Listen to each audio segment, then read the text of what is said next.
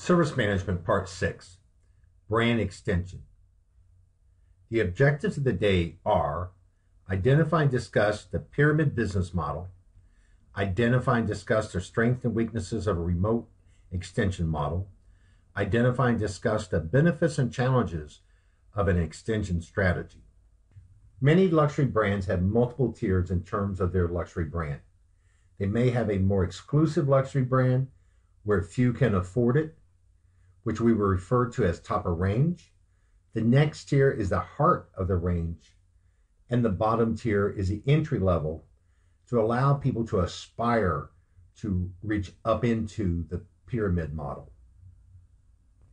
All brand extensions need to reflect the core values and characteristics of the core luxury brand. However, as you move away from the core brand, it will lose some of the core values and characteristics.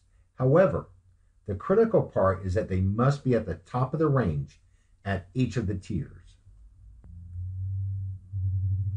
A brand must think through the idea of moving up or down with a brand extension. If they move up, will people believe that they have the ability to deliver what they have promised? If they move down, how does it damage the core brand? Here's another way to visualize how your position of a luxury brand versus a mystique brand. As you can see, luxury brands tend to be more historical and traditional compared to mystique brands that typically focuses on consumers' lifestyle. For example, they want to drink a fine wine, but doesn't care about the historical aspects of it. For them, drinking California wine that is ranked high in the scale is more important than drinking wines from a historical chateau in Europe. What other success and risk factors can you think of? Luxury brands are attacked from all sides. Stockholders want to expand their market share and profitability. It's difficult to control distribution that ultimately damage a luxury brand identity, and it's extremely difficult to maintain the creativity and uniqueness of a luxury brand.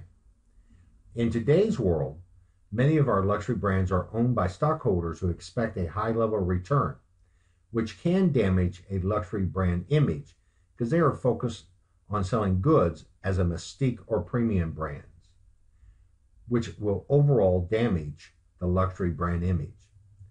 Once a brand is no longer considered a luxury brand by consumers, it can no longer demand a premium price. This destructive cycle of mystique brands will quite often occur after a company goes public or there's some desire to expand their market. A brand extension must be able to be seen differently than the parent brand. If the luxury brand created a higher level luxury brand, consumers must be able to recognize the differences between the original and the extension. This is also true when the brand creates a lower extension. If a brand uses an extension strategy, it's critical that at each tier, there's a different brand manager. Do you really want Ritz-Carlton to be managed by the Fairfield brand manager or vice versa?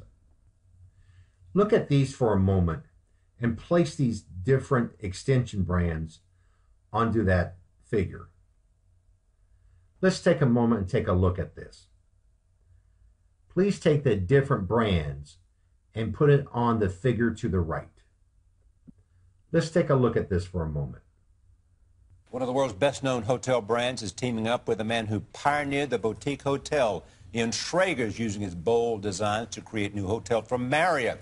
It is a marriage that no one saw coming, and perhaps Schrager himself. The latest property from Marriott and Schrager opens this week in London. You're seeing it first on CBS this morning. With us now, the aforementioned Ian Schrager and Marriott CEO Ernie Sorensen. Welcome.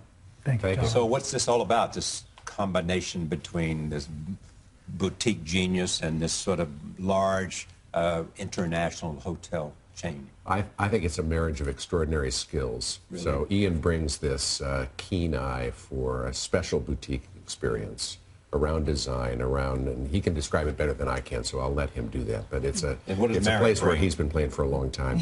Marriott brings a real discipline around service, scale, the power of reservation systems, reward systems, real service culture. And you marry that culture with that ethos that Ian brings, and we think you can have it all. Beyond London Edition, just tell us what it is that you think a great hotel ought to do and be. Elevated experience.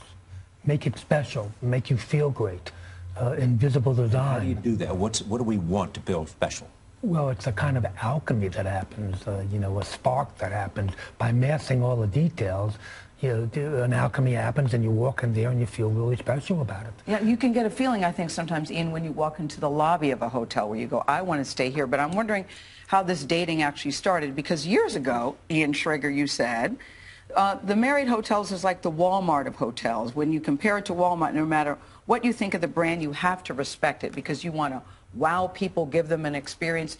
Do you feel differently now about Marriott? You must. Well, I do, because now I've learned that when you combine their expertise and their execution with the creativity, it's kind of 1 + 1 makes 3, and it's incredibly exciting for me. But this is the thing, guys, you never think of Marriott as trendy or hip. You, Ian, are considered very hip and very trendy. So how do you mold the two together to make it the Ian way? Arnie Sorensen, who's leading this company, they're essentially a brand company, and they're kind of growing and evolving as the populace changes, which I think a great company has to do. What about that? So take a moment and think about what you just heard.